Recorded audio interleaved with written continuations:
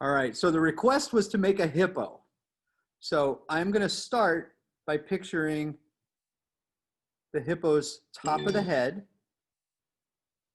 So here I'm pulling down for the snout.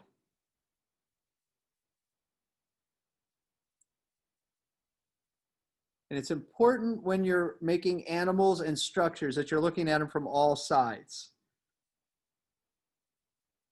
This side is starting to look okay.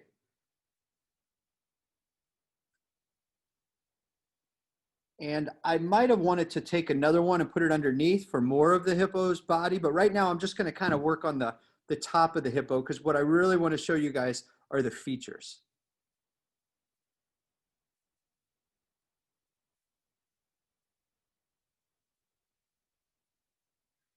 So you see what I'm doing here is I'm looking at the top and I'm trying to get that kind of snout that comes down and then comes out more at the bottom down here.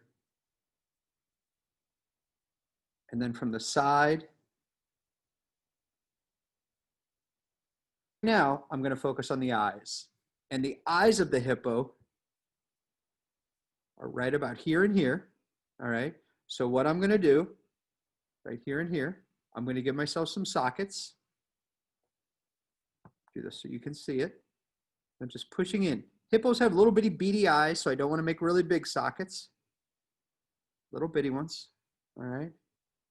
They're also, the one thing I always find interesting is what animals people make. Predators, their eyes are in the front, right? Prey, the eyes are often on the side so they can protect themselves. Hippos are kind of both. I guess they're kind of both. All right. I have pushed that down. Now what I'm going to do is I have a space there. Now I'm going to make two eyes. But before I get too far along, this is a small space. So I'm going to take my paper clip. I'm going to score where the eyes go.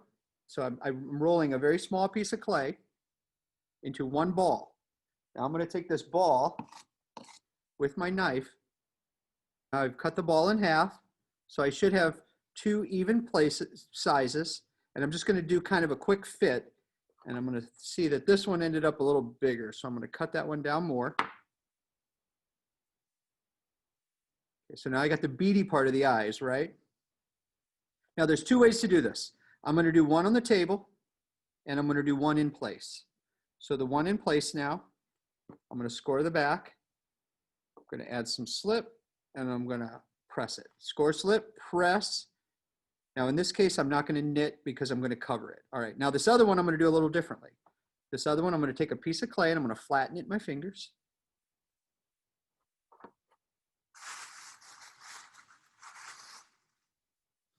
Now I'm going to cut, oh, you can't see, let me back this up. I'm going to cut a rectangle of clay.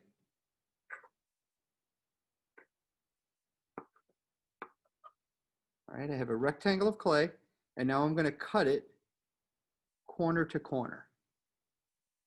So what I'm going to end up with are two shapes like this and this, okay? All right, I'm going to take one, I'm going to bend it so it looks like a Nike swoosh. All right, and then I'm going to lay this over my eyeball so it looks like this. Now I'm going to take the other one and I'm going to bend it so it looks like a Nike swoosh, so I can put it over the eye this way. So what I've made is an eyeball. Now this is a pretty human eye. Now I'm going to score the back of it, score, slip, press, knit. You're going to get so sick of me saying that. So I've scored the back. The back looks messy. We're not going to see it. I'm going to add some slip. And now I'm going to put it in place. All right. Now I'm going to blend.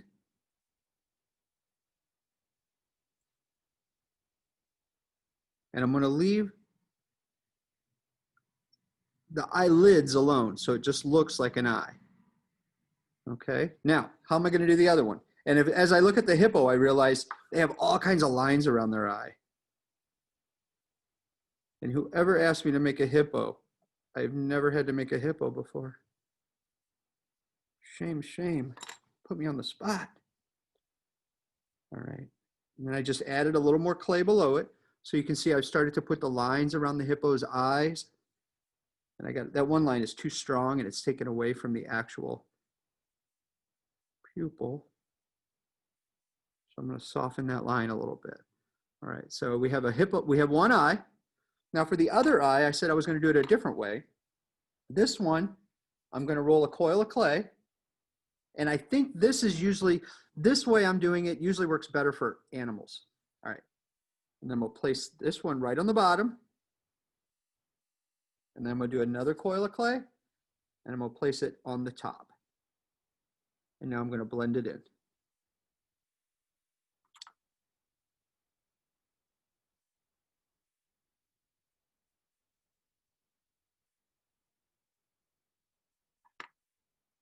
All right, so we have two different ways of making eyes.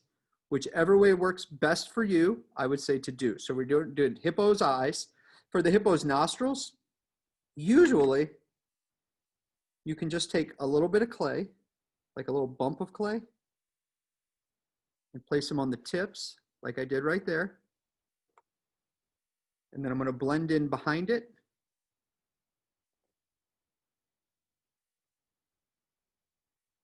And now in front, I'm going to make an impression or a hole. So now we have nostrils. All right.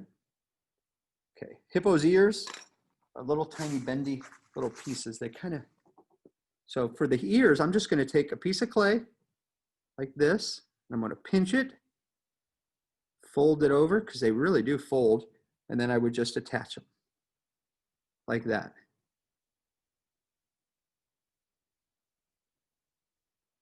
Okay. I'm aware I've only done one ear. And there's something right around here that doesn't quite look like a hippo. And so I would need to kind of carve in some of these lines around here. That's what I'm seeing when I look at the hippo that looks more like a hippo. All right. So I would start making marks. Okay. The next animal I want to show you really quickly that's really easy to make for an eyeball. And I'm just going to do the side of a head here. And I'm going to think of a bird or a reptile. And if you know your biology, you know that they go back to a common ancestor. So I'm going to put an indentation right here where I want an eye.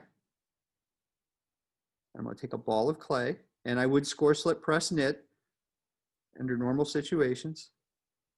I'm going to put a ball of clay here. All right. Now I'm going to take another piece of clay.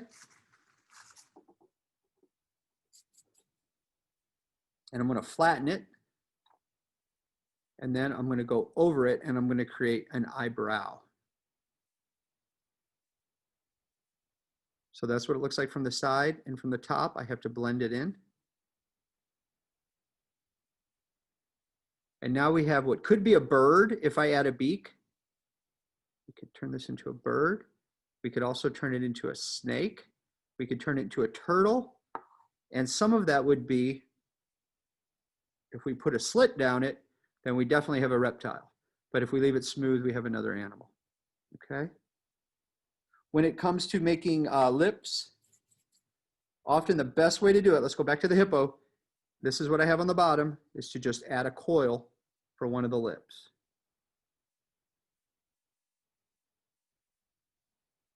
We can have him open his mouth a little bit so he's more dynamic, like he's about to talk. Yeah, that's good. Hey, Jordan, how are you? All right, so